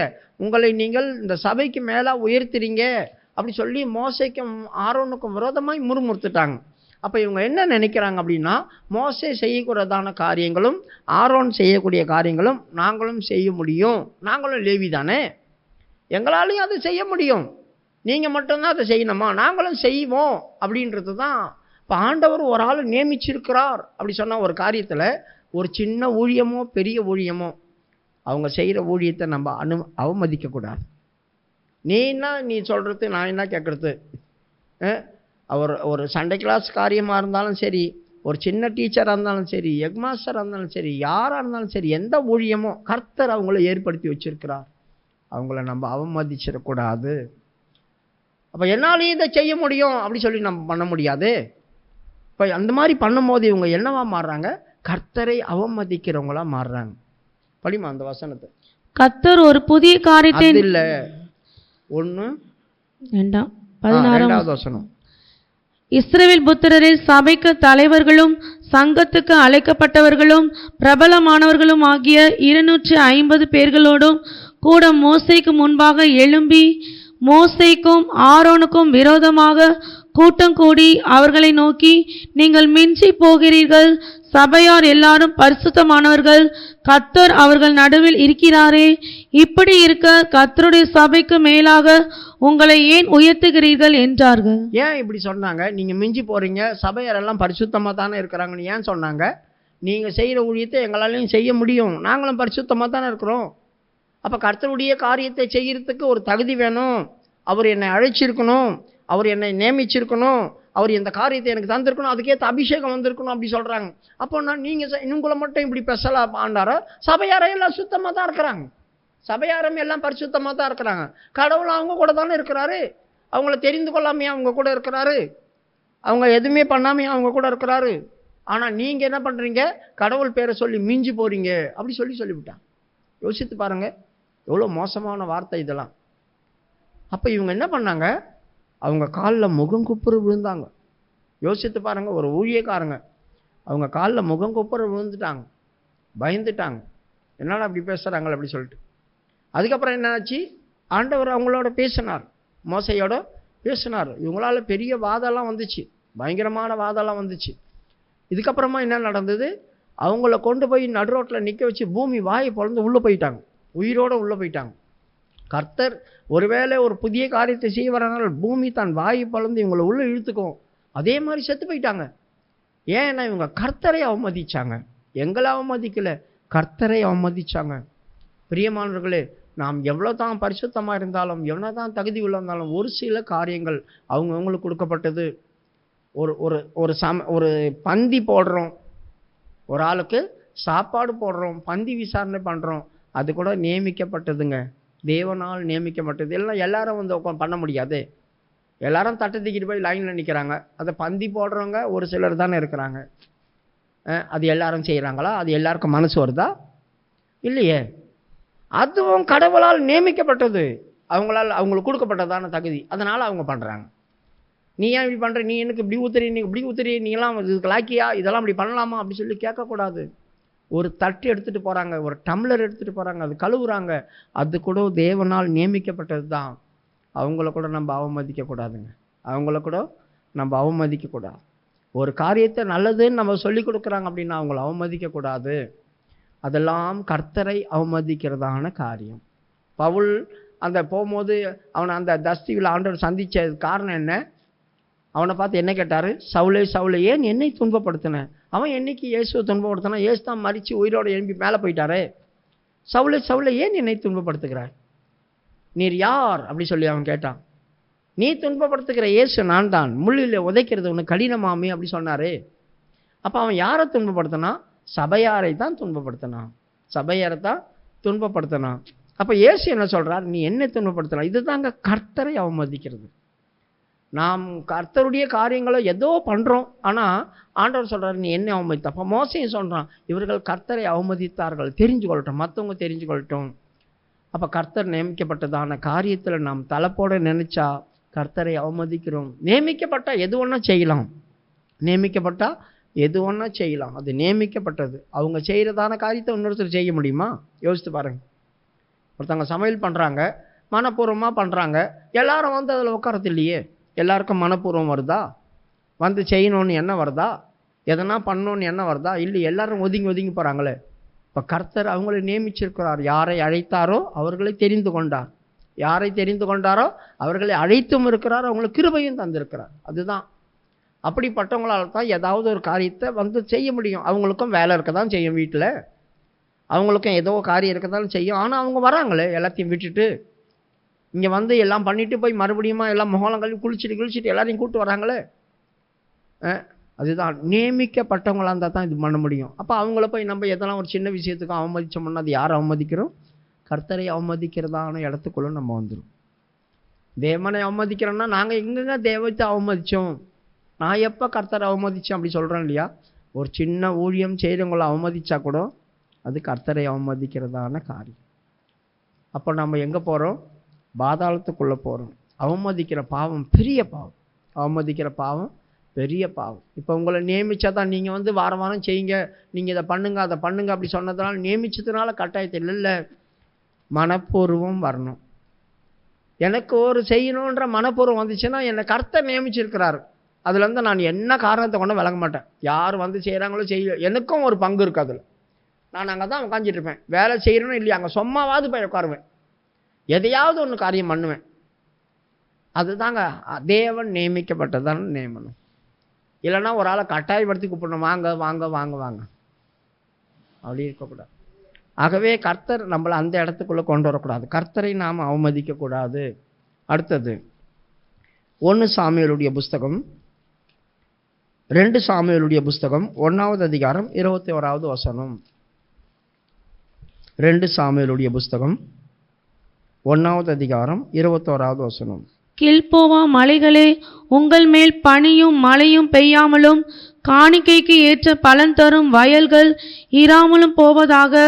அங்கே பராக்கிரமசாலிகளுடைய கேடகம் அவமதிக்கப்பட்டது. சவுல் தைலத்தால் அபிஷேகம் பண்ணப்படாதவர் போல அவர் கேடகமும் அவமதிக்கப்பட்டது. போதும். இந்த இடத்துல இந்த கேடகம் அவமதிக்கப்பட்டது அப்படி சொல்றாங்க. இதுக்கு என்ன அர்த்தம்? கேடகம் அவமதிக்கப்பட்டது அப்படின்னா எங்கே இது அவமதிக்கப்பட்டது? கில்போவா மலை மேலே. கில்போவா மலை மேலே இவர்கள் யுத்தம் செய்ய போனாங்க பெலிஸ்தர்களோட. அந்த இடத்துல தான் இவங்களுடைய கேடகம் அவமதிக்கப்பட்டதான். அந்த கேடகம் அவமதிக்கும்போது இன்னொரு வார்த்தையை அவன் யூஸ் பண்ணுறான். யார் இது? தாவீது தான் சொன்ன வார்த்தை. சவுல் தேவனால் அபிஷேகம் பண்ணப்படாதவன் போல. அவனா பண்ணப்படலையா? பண்ணப்பட்டான். பண்ணப்பட்ட அந்த அபிஷேகத்தை அவன் இழந்து போயிட்டான். பிரியமானவர்களே, இந்த கேடகம் அப்படி சொல்கிறது எதுக்கு கொடுக்கப்பட்டது? ஆவியின் வரங்களில் இது ஒன்று. இது விசுவாசம் என்னும் கேடகம். இந்த விசுவாசம் என்னும் கேடகம் அவன் கையில் எதுக்கு பிடிச்சிருக்கணும்? பிசாசு அக்கினி அஸ்திரத்தை நமக்கு அனுப்புவான். பயங்கரமான சில யுத்தங்கள் நடக்கும். அப்போ எனக்கு விசுவாசம் இருந்தால் மட்டும்தான் இந்த கேடகம் என் கையில் இருக்குது. நான் அபிஷேகம் பண்ணப்பட்டவனாக இருந்தாலும் எனக்கு விசுவாசம் இருக்கும்போது இந்த கேடகம் என் கையில் இருக்குது. நான் அதை தடுத்து நிறுத்துவேன் விசுவாசத்தை கொண்டு. விசுவாசம் என்கிறது நம்பப்படுகிற உறுதியும் காணப்படாதவன் நிச்சயம். அப்போ என் விசுவாசம் என்னை உறுதியாய் நிற்க வைக்கும். எனக்கு ஒரு நிச்சயத்தை தரும். எவ்வளவு பெரிய பாடுகள் பிரச்சனைகள் வந்தாலும் இந்த விசுவாசம் என்ன கேடகம் என் கையில் இருக்கிற வரைக்கும் என்னை யாராலும் அசைக்க முடியாது. என்னை யாராலும் அசைக்க முடியாது. அப்போ பிசாசு எழுகிறதான அக்கினி அஸ்திரத்தை இந்த விசுவாசம் என்னும் கேடகத்தை வச்சு இவங்க தடுப்பாங்க. இப்போ மனுஷன் அல்ல, பேய் எழுகிறதான இது. எபேசியருடைய புஸ்தகம் 6வது அதிகாரம் 16ஆம் வசனம். 16வது வசனம். பொல்லாங்கன் எய்யும் அக்கினி ஆஸ்திரங்களை எல்லாம் அவிழ்த்து போடத்தக்கதாய் எல்லாவற்றுக்கும் மேலாக விசுவாசம் என்னும் கேடகத்தை பிடித்து கொண்டவர்களாயும் நில்லுங்கள். எல்லாவற்றுக்கும் மேலாக. அப்ப ஆவியின் பட்டயம் இருக்கு, நம்பிக்கையின் தலைச்சீரா இருக்குது, பல விஷயங்கள் அங்க சொல்லப்படுது. ஆனா இதுக்கெல்லாம் ஸ்பெஷல் எதுன்னா இந்த விசுவாசம் என்னும் கேடகம் தான். அப்ப இந்த விசுவாசம் என்னும் கேடகம் என் கையில் அபிஷேகம் பண்ண போட்ட போது கொடுத்தது. கர்த்தர் என்னை அபிஷேகம் பண்ணியிருக்கிறார், யார் என்னை தொட முடியும்? கர்த்தர் என்னை அபிஷேகம் பண்ணியிருக்கிறார், யார் என்னை கீழே தள்ள முடியும்? கர்த்தர் என்னை அபிஷேகம் பண்ணியிருக்கிறார், யார் என்னை தாக்க முடியும்? அப்ப சவுலுக்கு கலக்கம் ஏன் வந்துச்சு? அபிஷேகம் பண்ணப்பட்ட பிறகு கூட அந்த அபிஷேகத்தை அவன் இழந்து போயிட்டான். அந்த விசுவாச கேடகம் பாதுகாவல் அவன் விட்டு போயிடுச்சு. பாதுகாவல் அவன் விட்டு போகும்போது அவனுக்கு பயம் வந்தது, பயந்துகிட்டே இருந்தான், கலக்கம் வந்தது, கலங்கிட்டே இருந்தான். அப்போ இவன் என்ன செய்தான்? தேவனுடைய வார்த்தையை அலட்சியம் பண்ணி அவமானப்படுத்தினதுனால, அவமதிச்சபடினால இவங்கள்ட்ட இருக்கிற அபிஷேகம் போச்சு. பிரியமானவர்களே, எந்த காரியத்தை கொண்டு நம் பரிசுத்தாவின் அபிஷேகத்தை இழந்துடவே கூடாது. தாவீது என்னை விட்டு முடியும், ஆவியை இழுத்து போடாதீரும் அப்படி சொல்லி ஜெபம் பண்ணி அழுதான். பாவம் வந்த பேர் கூட, ஆண்டவரே என்னை விட்டு முடிய பரிசுத்தாவியை மட்டும் எடுத்துடாத, பரிசுத்தாவியை மட்டும் என்னை விட்டு எடுத்துடாத. அப்போ இந்த விசுவாசம் என்னும் கேடகம் என் கையில் இருந்துகிட்டே இருக்கணும். கர்த்தர் நம்மளை பார்த்து அற்ப விசுவாசியன்னு சொல்லக்கூடாது. விசுவாசம் என்னும் கேடகம் அது காயப்படக்கூடாது, சேதம் அடையக்கூடாது. அது சேதம் அடையும் போது ஆண்டவர்கிட்ட நம்ம திட்டு வாங்குவோம். யார் அப்படி ஆண்டவர்கிட்ட திட்டு வாங்கினா? அந்த மார்த்தாள். நீ என்னை விசுவாசிக்கலையா? நான் உனக்கு சொன்னேனே, என்னை விசுவாசிக்கிறவன் மரித்தாலும் பிழைப்பான்னு நான் உனக்கு சொன்னனே, விசுவாசித்தால் தேவனுடைய மகிமையை காண்பாய் என்று நான் உனக்கு சொன்னனே. அப்பன்னா இவ விசுவாசம் சேதப்பட்டிருக்குது. அவன் நம்பினா. ஆமாம், உயிர் தெழுதல் வரும்போது இவனும் எழுந்திருப்பான். இல்லை, இப்போ எழுந்திருப்பான்றார் ஆண்டவர். நாருமே அப்படி சொல்கிறான். 4 நாளாச்சு அவன் செத்து போய், நாருமே அப்படி சொல்கிறாள். அப்போ அவள் விசுவாசம் என்னும் கேடகம் சேதப்பட்டிருக்கு. தேவன் சொல்கிறார் இப்போ எழுப்ப போகிறேன்னு. நம்ப மாட்றா. இன்னைக்கு எத்தனையோ பேருக்கு கர்த்தருடைய வார்த்தை வருது, உன்னை குணமாக்குவேன், உன்னை சரிப்படுத்துவேன், உன்னை நான் தொட போகிறேன். நம்பவே மாற்றோம். அந்த நம்பிக்கை எப்போ நம்மளுக்கு போகுதோ அப்போ நம்ம என்ன, அதனால்தான் விசுவாசம் நம்பப்படும் உறுதியும் காணப்படாத. நீ நம்பினா தான் அது நடக்கும். விசுவாசம் எனக்கு இருந்து என்ன பிரயோஜனம்? அது சேதப்பட்டிருக்கக்கூடாது. அது சேதப்பட்டிருந்தாலும் கர்த்தர் செய்ய போகிற கிரியை மேலேயே எனக்கு அவநம்பிக்கை வரும். கர்த்தர் எனக்கு செய்ய போகிறதான கிரியை மேலேயே அவநம்பிக்கை வரும். அப்போ தேவன் என்னை கோவப்பட்டு திட்ட வேண்டியதாக இருக்கும். மார்க்குடைய புஸ்தகத்தில் வரும்போது 6வது அதிகாரத்தில், இவன் தச்சன் அல்லவா, மரியாளுடைய குமாரன் அல்லவா, சீமோன், யாக்கோபு, அப்புறமா முன்னோர் 2 பேரை சொல்லி யூதா, இவங்கெல்லாம் நம்ம கூட இருக்கிறாங்க, அவங்களுடைய சகோதரர்கள் தான், நம்முடைய சகோதரிகள் கூட என் கூட இருக்கிறாங்களே அப்படி சொல்லி அவர் நிமித்தம் இடரல் அடைந்தாங்க. அங்கே சொல்லப்பட்டிருக்குது, அந்த இடத்துல சிலர் மேல் அவர் கை வைத்து சுகமாக்கினாரே அல்லாமல் பெரிய ஒரு அற்புதம் தேவனால் செய்யக்கூடாமல் போயிட்டு. ஏன்னா அவங்களுக்கு இது அவிசுவாசம் இருந்ததுனால. அப்போ அவிசுவாசம் நம்மளுக்கு தெய்வம் பெரிய காரியத்தை செய்ய விடாது. நம்ம கிட்ட இருக்கிறதான அவிசுவாசம் தெய்வம் நமக்குள்ள செய்யணும்னு நினைக்கிற காரியத்தை கூட செய்ய விடாது. 6வது அதிகாரம் மார்க்கு 5ஆம் வசனம். அங்கே அவர் சில நோயாளிகளின் மேல் கைகளை வைத்து அவர்களை குணமாக்கினதே அன்றி வேறொரு அற்புதமும் செய்யக்கூடாமல் அவர்களுடைய அவிசுவாசத்தை குறித்து ஆச்சரியப்பட்டு, பாருங்க, அவர்களுடைய அவிசுவாசத்தை குறித்து ஆச்சரியப்பட்டு அங்கிருந்து போயிட்டாரு. இவங்க கிட்ட இருந்தா நம்ம ஒன்றும் பண்ண முடியாதுன்னு போயிட்டாரு. இப்போ 3வது வசனம் வாசிக்கும் போது இவன் தச்சன் அல்லவா அப்படின்னு ஆரம்பிக்கிறாங்க. இவன் தச்சன் அல்லவா, மரியாளுடைய குமாரன் அல்லவா, யாக்கோபு, யோசே, யூதா, சீமோன் என்பவர்களுக்கு சகோதரன் அல்லவா. இவங்க அப்பா அம்மா எல்லாம் இங்கே தானே இருக்கிறாங்க, நாசரேத்தை சேர்ந்தவங்க தானே. ஏன்னா இந்த எங்க நடக்குது இந்த காரியம்? இந்த காரியம் நாசரேத்தில் நடக்குது. அவர் தன்னுடைய சொந்த ஊருக்கு போயிருக்கிறார். சொந்த ஊரில் நடக்கிறதான காரியம் இது. அப்போ சொந்த ஊரில் இப்போ நான் சென்னையில் பிறந்து வளர்ந்தேன் வச்சுங்க. இப்போ நான் சென்னையில் போகிறேன், பயங்கரமான அற்புதம் செய்கிற ஒரு ஆள் ஊழியக்காரன் ஆகிட்டேன்னு வச்சுங்க. சென்னையில் போகிறேன், எனக்கு பழகுனவங்க இருப்பாங்க, எங்கள் அம்மா அப்பாவை தெரிஞ்சவங்க இருப்பாங்க, எல்லாரும் இருப்பாங்க. அங்கே போகும்போது சில நோயாளிகளை கூட்டுவாங்க, நான் உங்களுக்கு அற்புதம் செய்கிறேன். டேய், நீ யாருன்னு எனக்கு தெரியாதா? நீ இன்னாருடைய மகன் தான், நீ என்ன கடவுள் மாதிரி ஆயிட்டியா? அதை செய்வியா, இதை செய்வியா அப்படின்னு அவங்க நம்ப மாட்டாங்க நம்முடைய காரியத்தை. அதனால தான் ஒரு தீர்க்கதரிசியும் தன் சொந்த ஊரில் கனத்துக்குரிய நான் இருக்க மாட்டான். அவனை கனம் பண்ண மாட்டாங்க, தான் பிறந்த ஊரில் கனம் பண்ண மாட்டாங்க. அப்படிதான் வேற ஊருக்கு போகிறேன் நான் போயிட்டார். யோசித்து பாருங்க, அவர் பிறந்த ஊரில் அவர் வளர்ந்த ஊரில் நடக்குது. பிறந்த ஊர் கிடையாது, வளர்ந்த ஊரில் நடக்குது. அப்போ வளர்ந்த ஊரில் அவரை நம்ப மாட்டுறாங்க, அவர் மேலே விசுவாசம் இல்லை. அதனால் சில காரியங்களை மட்டும்தான். அப்போ சில காரியங்கள் அப்படி சொன்ன என்ன, அற்பமான காரியங்களால் தான் தேவனுக்கு செய்ய முடிஞ்சது. ஒரு அற்புதம் செய்ய முடியாமல் போச்சு. காரணம் என்ன?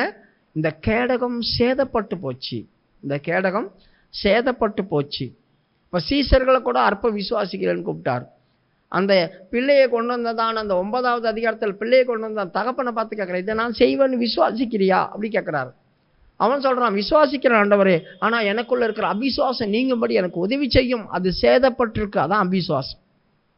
விசுவாசம் இருக்கு, அதில் சேதம் இருக்கு.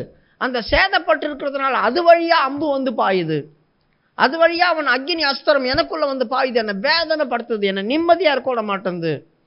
நானும் தடுத்து பார்க்குறேன், அது ஓட்டை இருக்கிறதுனால ஓட்டைக்குள்ளே புகுந்து வந்துடுது அப்படி சொல்கிறான். 9:24. உடனே பிள்ளையின் தகப்பன், விசுவாசிக்கிறேன் ஆண்டவரே, என் அவிசுவாசம் நீங்கும்படி உதவி செய்யும் என்று கண்ணீரோட சத்தமிட்டு சொன்னான். பாருங்க, அவனுடைய காரியம் அவிசுவாசம், கேடகம் சேதப்பட்டு போச்சு. அதனால தான் இங்கே தாவீது சொல்றான், அபிஷேகம் பண்ணப்பட்டவனும் கூட பண்ணப்படாதவன் போல, அவன் பண்ணப்படாதவன் போல அங்கே கில்போவா மலையில சேதப்பட்டு போச்சே, கில்போவா மலையில சேதப்பட்டு போச்சே, கேடகம் அவமதிக்கப்பட்டுச்சே, இவ்வளோ வச்சிருந்த கூட அவன் காயப்பட்டானே, வில் உள்ள வந்து பாஞ்சிடுச்சு.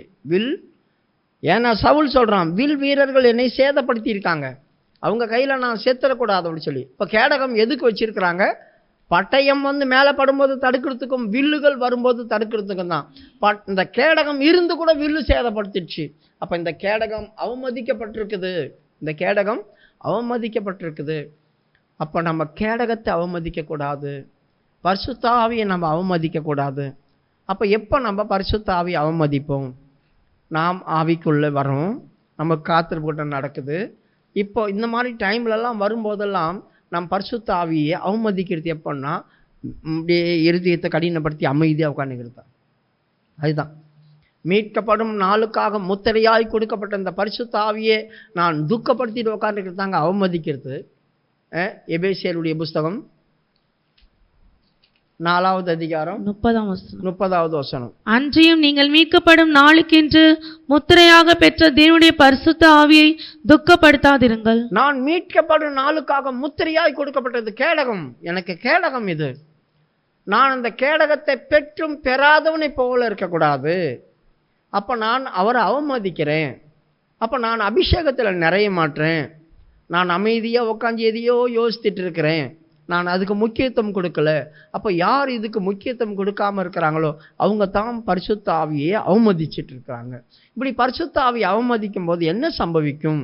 ஏசாயாவுடைய புஸ்தகம் 63வது அதிகாரம் 10வது வசனத்தை வாசிக்கும் போது, அவர்கள் பரிசுத்த ஆவிக்கு விரோதமாய் கலகம் பண்ணினபடினால் அவரே அவர்களுக்கு விரோதமாய் எழும்பி சண்டை போட ஆரம்பிக்கிறார், யுத்தம் பண்றார்.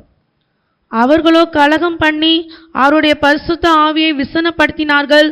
அதனால் அவர் அவர்களுக்கு சத்துருவாய் மாறி அவரே அவர்களுக்கு விரோதமாய் யுத்தம் பண்ணினார். பாத்தீங்களா? பரிசுத்த ஆவியை சண்டை போட வந்துருவார். அப்ப யோசித்து பாருங்க, நாம் சரியாய் ஞானமாய் நடந்து கொள்ளணும். நான் எதற்காக உள்ள வரேன், ஏன் வரேன் அப்படி கூட தெரியாம நேரா தேவ சமூகத்தில் வந்து அபிஷேகம் பெறாதவங்களை போல இருக்கக்கூடாது. நாம் இதுக்குள்ள வந்து சவுலா மாறிடக்கூடாது. வாயை திறந்து அந்நிய பாஷை பேசித்தான் ஆகணும், என்னதான் நடந்தாலும் எப்படி தான் இருந்தாலும். இல்லைன்னா நான் அபிஷேகத்தை பெற்றுக்கொள்ளணும். அபிஷேகம் பெறாதவங்க எப்படியாவது முயற்சி பண்ணுங்க, முயற்சி பண்ணி அபிஷேகத்தை பெற்றுக்கொள்ளுங்க. அபிஷேகம் பெற்றவங்க அந்நிய பாஷை பேசி தான் ஆகணும் சத்தமா. அதுதான் என் கர்த்தரை மகிமைப்படுத்துறது. இல்லைன்னா நான் அவரை அவமதிப்பேன், கேடகம் இல்லாமல் போயிடும். கேடகம் இருந்து கூட அது அவமதிக்கப்படும், கேடகம் இருந்து கூட அதை பாஞ்சி உள்ளே வந்து என்னை காயப்படுத்திடும். அதுதான் இப்போ பரிசுத்த ஆவி பெற்றவனை போல இருந்தாலும் பெறாதவனை போல நான் மாறிடுவேன். அந்த அனுபவம் எனக்குள்ளே வரக்கூடாது. அதனால தான் கேடகம் என்ன செய்துதான் அவமதிக்கப்பட்டுச்சு. 2 சாமுவேலுடைய புஸ்தகம் 6வது அதிகாரம் 16வது வசனம். கர்த்தருடைய பெட்டி தாவீதின் நகரத்திற்குள் பிரவேசிக்கிற போது சவுலின் குமார்த்தியாகிய மீகாள் பலகனி வழியாய் பார்த்து, தாவீது ராஜா கர்த்தருக்கு முன்பாக குதித்து நடனம் பண்ணுகிறதை கண்டு தன் இருதயத்திலே அவனை அவமதித்தாள். தன் இருதயத்தில் அவமதித்தாள். இந்த இடத்துல என்ன அவமதிப்பு உண்டாகுது? நாம் ஆவியில் நிரம்பும் போது யாராவது நம்மளை பார்த்து கேவலமாய் பார்க்குறாங்களே, அந்த அவமதிப்பு. முதல் அவமதிக்கிறது என்ன? அது பர்த்தரையே, அது ஆவியானவரை நம்ம அவமதிக்கிறது. அது நம்ம பேச மாட்டோம். ஆவியில் நிரம்பாமல் அப்படியே உக்காஞ்சிட்டு இருக்கிறோம் பார்த்தீங்களா, இருதயத்தை கடினப்படுத்தி, அது தேவனை அவமதிக்கிறது. ஆனால் அபிஷேகம் பெற்று யாராவது ஆவியில் நிரம்பிட்டு இருக்கும் போது அவங்கள பார்த்து சிரிக்கிறது, அவங்கள பார்த்து கேலி பண்ணுறது, அவங்கள பார்த்து ஏதாவது சொல்கிறது, இதெல்லாம் மீகாளுடைய ஆவி. அப்படி ஆவி வந்துச்சுன்னாக்கா அவங்க ராஜாவுக்கு ராணியாக இருந்தால் கூட புத்திர சுவிகாரம், ஜெயம் கிடைக்காது. மீகாளுக்கு குழந்தையா இல்லை, அவளுக்கு 5 குழந்தைங்க இருந்துச்சு. ஆனால் அவள் மரணமடையும் வரையிலும் பிள்ளை இல்லாமல் இருந்தது. இது நிமித்தம் அப்படி சொல்லியிருக்குது. இது நிமித்தம் அவள் மரணமடைகிற வரைக்கும் அவள் பிள்ளை இல்லாமல் இருந்தாள்னா மலடி கிடையாது. தாவீது கையில் அவள் வந்த பிறகு தாவீதுக்கும் அவளுக்கும் குழந்தை பிறக்காத அளவுக்கு ஆக்கி விட்டார் ஆண்டவர். ஏன்? அப்படி குழந்தை பிறந்திருந்துச்சுன்னா அந்த குழந்தை தான் சிங்காசனத்தில் உட்காரும். ஆனால் இவோ முறைப்படி கல்யாணம் பண்ணுவா தாவீதை. யாரு? மீகாள் தான் முதல் முறைப்படி கல்யாணம் பண்ணுவா, ஃபர்ஸ்ட் மனைவி. அவளுடைய மகன் தான் சிங்காசனத்தில். ஆனால் எத்தனையோ பேர் 6 பிள்ளைங்க பிறந்த அப்புறமா 6 பிள்ளைங்க பிறந்த அப்புறம் பட்சபால் 7ஆவதா வர மனைவி உடைய பையன் சிங்காசனத்தில் உட்கார்றான். 7ஆவது மனைவிக்கு பிறக்கிறதான பையன் தான் சிங்காசனத்தில் உட்கார்றான். அப்போ ஏற்கனவே 6 மனைவி, அந்த 6 மனைவிக்கு பிறந்தவங்களும் உட்காரல. பாருங்க, யாரு கொண்டு வந்து எங்கே உட்கார வைக்கிறார் ஆண்டவர். இப்போ மீகாலுக்கு குழந்தை பிறந்துருந்துச்சுன்னா இந்த சாலமோன் உட்காந்துருக்க முடியாது. மீகாலுக்கு பிறந்த குழந்தை, அதனால ஆண்டவர் என்ன செய்தார்? அவளுக்கு குழந்தை இல்லாமல் ஆக்கிட்டார். இருதயத்தில் அவமதிச்சு. அவளுடைய எண்ணமெல்லாம் என்ன இருந்துச்சு? நான் ராஜகுமாரத்தி, நான் முதல் மனைவி, எனக்கு குழந்தை பிறந்துருச்சுனாக்கா நான் சிங்காசனத்தில் தாவீது கர்த்தர் அதுதான் உட்காரோம். அந்த பெருமை இருந்துச்சு.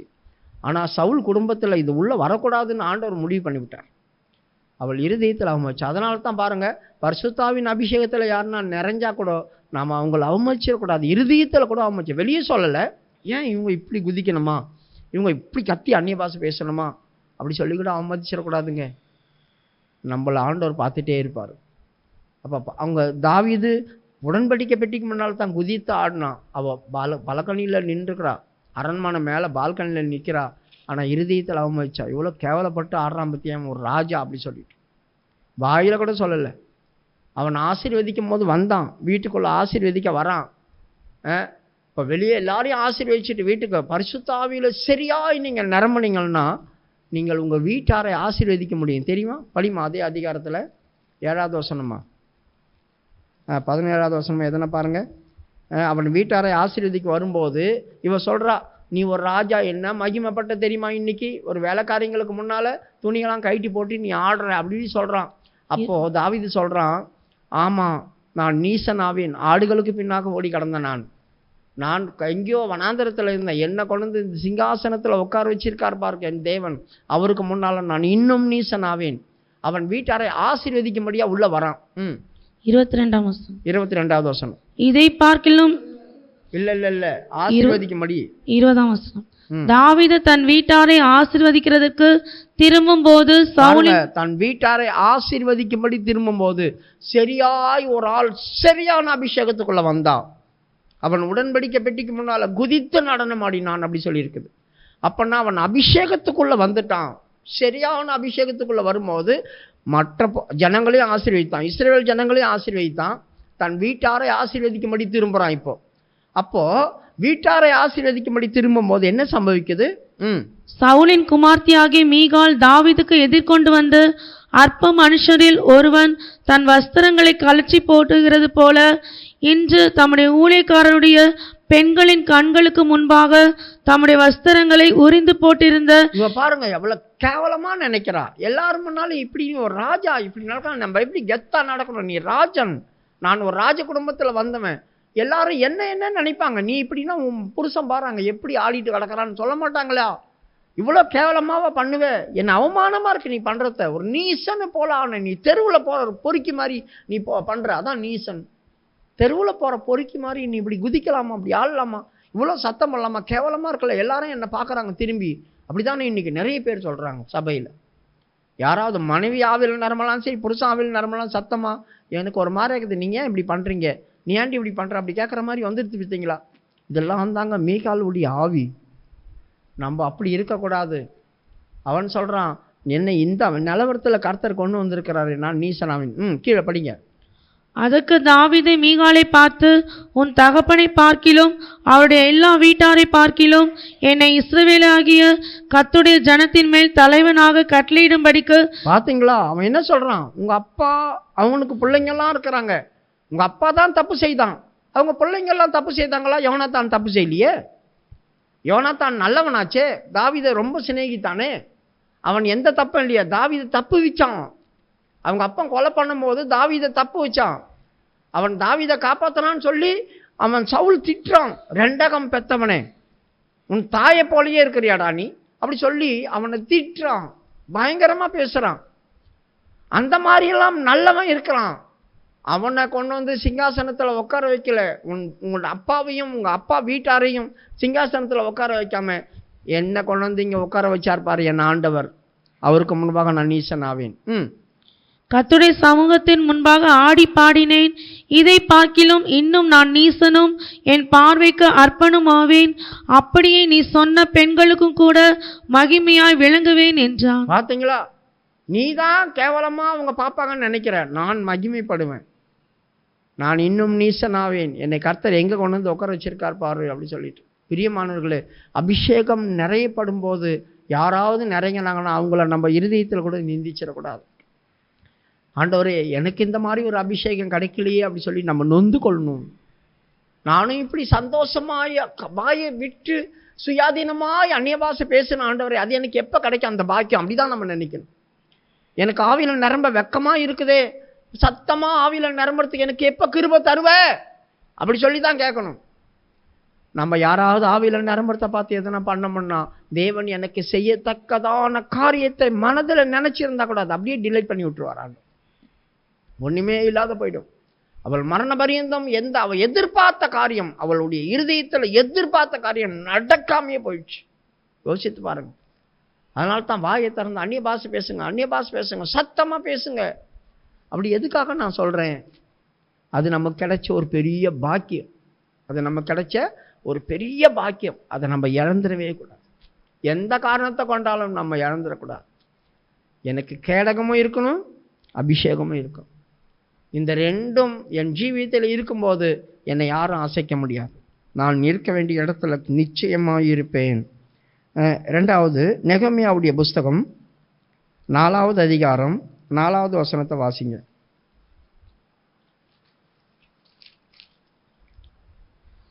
எங்கள் தேவனே, நாங்கள் அவமதிக்கப்படுகிறதை கேட்டு அவர்கள் நிந்திக்கிற நிந்தையை அவர்கள் தலையின் மேல் திருப்பி அவர்களை சிறை இருப்பின் தேசத்திலே சூறைக்கு ஒப்புக் கொடும். தேவன் நம்முடைய காரியத்தில் ஆவிக்குரிய அனுபவத்தில் நாம் வளர்ச்சி அடைகிறோன்னு வைங்க. அந்த ஆவிக்குரிய அனுபவத்தில் வளர்ச்சி அடையும் போது சிலர் நம்மளை நிந்திப்பாங்க. பார்த்தீங்களா, நீங்கள் நல்லா பைபிள் படிக்க ஆரம்பிச்சிருக்கீங்க, நல்லா ஜெபம் பண்ண ஆரம்பிச்சிருக்கீங்க, நீங்கள் நல்ல அபிஷேகத்தில் நிரம்பி ஆரம்பிச்சிருக்கீங்க, அந்த நேரத்தில் தான் இப்போ தான் உனக்கு எழுப்புதல் வந்திருக்கோ, இப்போ இவ்வளோ நாள் நம்ம இப்போ பயங்கரமாக எழுப்புதலாக இருக்குது, இல்லை பெரிய இதுவாட்டம் ஜெபம் பண்ணுறீங்க, அப்படி பண்ணுறீங்க இப்படி பண்ணுறீங்க அப்படி சொல்கிறாங்க. பார்த்தீங்களா, இதெல்லாம் அவமதிக்கிறதுக்கு அடையாளம். யார் இந்த இடத்துல அவமதிச்சு? இவங்க தேவனுடைய ஆலயத்தை கட்டினு இருக்காங்க, நெகமியாலாம். அப்போ அந்த சம்பலா தொபியா அவங்க சீரியா தேசத்தை சேர்ந்தவங்க. இவங்க என்ன பண்ணாங்க, இவங்க இருக்கிற ஏரியாவில் இவங்க ஒரு தலைவருங்க, சம்பலாத்தன் தொபியாவும் தலைவருங்க. இவங்க மேபியா பார்சியா ராஜ்யத்திலேருந்து வராங்க, பாபிலோன் ராஜ்யத்திலேருந்து வராங்க. இவங்க இந்த இடத்துல இருக்கிறாங்க. அப்போ இவங்க கண்ட்ரோலுக்குள்ளே இருக்குது. இவங்க ஒரு ஆளுநர் மாதிரி, கமாண்டர். அப்போ இவங்கள கேட்டு தான் செய்யணும் எல்லாம் அப்படின்னு இவங்க நினச்சிருந்தாங்க. இவங்க ராஜாவுடைய கட்டளையிலேயே வர்றதுனால இவங்களெல்லாம் கேட்க வேண்டிய அவசியம் இல்லை. அதனால் இவங்ககிட்ட லெட்ரு போட்டு 10 முறை கூப்பிட்டாங்க. லெட்ரு போட்டு இங்கே வாங்க, உங்கள்கிட்ட கொஞ்சம் பேசணும், இங்கே வாங்க உங்கள்கிட்ட கொஞ்சம் பேசணும். அவங்க சொல்கிறாங்க, நாங்கள் கர்த்தருடைய வேலை செய்துட்டு இருக்கிறோம், எங்களாலாம் வர முடியாது அப்படி சொல்லிவிட்டாங்க. மிரட்டி பார்த்தாங்க. என்னென்னமோ பண்ணி பார்த்தாங்க. தேவாலயத்தை கட்ட முடியாதுன்னு பண்ண பார்த்தாங்க. ரெண்டாவது அவங்க அவமதிக்க ஆரம்பித்தாங்க. என்னடா கட்டுறீங்க, ஒரு நரி ஏறி ஓடின போனால் கூட உங்களுடைய தேவாலயம் இடிஞ்சு விழுந்துடும் அப்படி சொல்கிறாங்க. 3வது வசனம். அப்பொழுது அம்மோனியனாகிய தொபியா அவன் பக்கத்தில் நின்று, அவர்கள் கட்டினாலும் என்ன, ஒரு நரி ஏறி போனால் அவர்களுடைய கல்மதில் இடிந்து போகும் என்றான். அதுக்கு என்ன அர்த்தங்க? இப்போ நீங்கள் நல்ல ஆவிக்குரிய ஜீவித்தில் வளர்ந்து வரீங்க, இவங்கன்னா பரவாயில்ல, முன்ன விட பரவாயில்ல, இப்போ எல்லாம் மாறிடுச்சு, இவங்க ஆவிக்குரிய ஜீவித்தில் வராங்க. அது என்னங்க ஆவிக்குரிய ஜீவியம்? ஒரு சின்ன பிரச்சனை வரட்டும் பாருங்க, அவங்க என்ன மாதிரி மாற போகிறாங்க, எப்படி குதிக்க போகிறாங்க பாரு அப்படி சொல்கிறாங்க இல்லையா? ஒரு சின்ன காரியம் வரட்டும், அவங்க எப்படி தலைக்கீழ மாற போகிறாங்க பாருங்க, அப்படி சொல்லுவீங்களா? அதுதாங்க நரியேறி ஓடினா கூட இது இடிஞ்சு விழுந்துடும் சொல்கிறாங்க. நம்ம ஆவிக்குரிய ஜீவித்தில் கட்டி எழுப்பி எப்படியாவது முன்னேறி வரணும்னு கஷ்டப்பட்டு இருப்போம். இவங்க சும்மாவனையும் கட்டல. ஒரு கையில் கரண்டியும் ஒரு கையில் ஈட்டியும், ஒரு கையில் கரண்டியும் ஒரு கையில் பட்டயத்தையும் வச்சுட்டு கட்டிட்டு கிடந்தாங்க.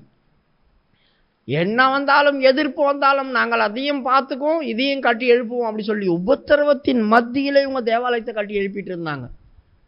ஆவிக்குரிய அனுபவங்கள் உங்கள் ஜீவியத்தில் வளர வளர வளர பிரச்சனைகளும் வரும், அவமதிக்கிற அனுபவங்களும் வரும். உங்களை பரிகாசம் பண்ணுவாங்க, அவமதிப்பாங்க, வித்தியாசமா பேசும். என்ன ஆனாலும் பரவாயில்லை, நான் கட்டி கொண்டு போவேன். அப்போ ஆவிக்குரிய ஜீவித்தை வளர்ச்சி அடையாதபடி, நீங்கள் வளர்ந்து போகாதபடி உங்களை அவமானப்படுத்தி அவமதித்து ஒன்றுமில்லாமல் ஆக்கும்.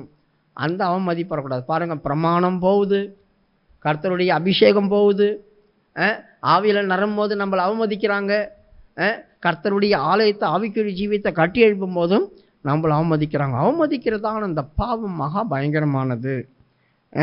2வது நீதிமொழிகளுடைய புஸ்தகம் 13வது அதிகாரம்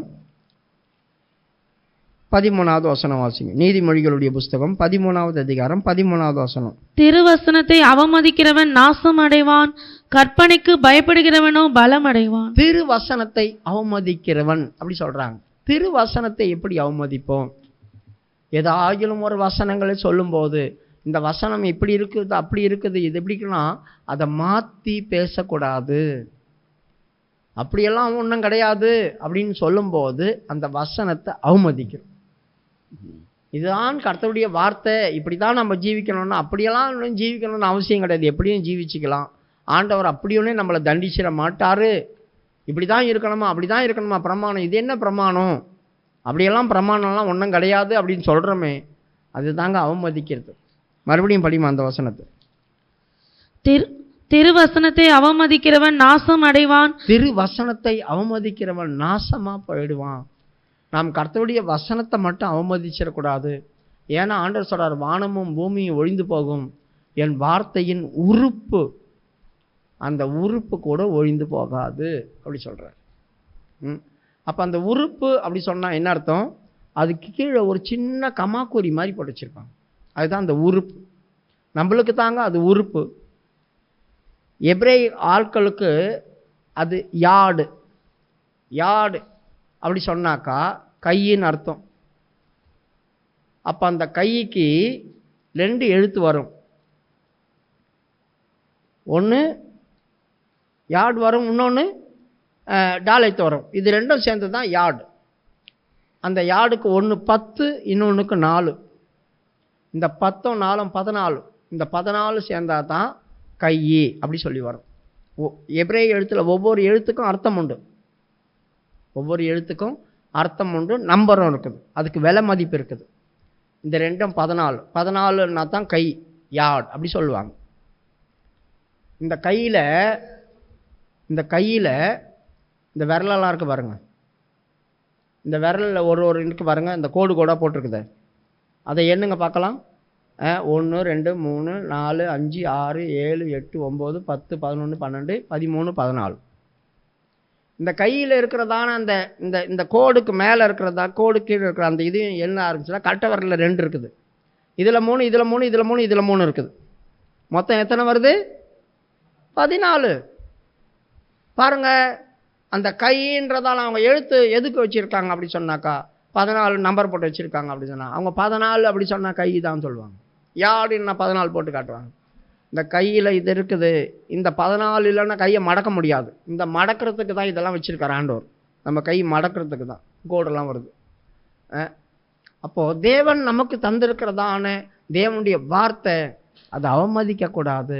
அது அவமதிக்கக்கூடாது. கர்த்தருடைய வார்த்தை பூமியும் வானம் ஒழிந்து போனாலும் அதில் ஒழிந்து போகாது. ஒரு உறுப்பு கூட ஒழிந்து போகாது. அது கர்த்தருடைய கிரிகையை உண்டாக்கக்கூடியதாக இருக்குது.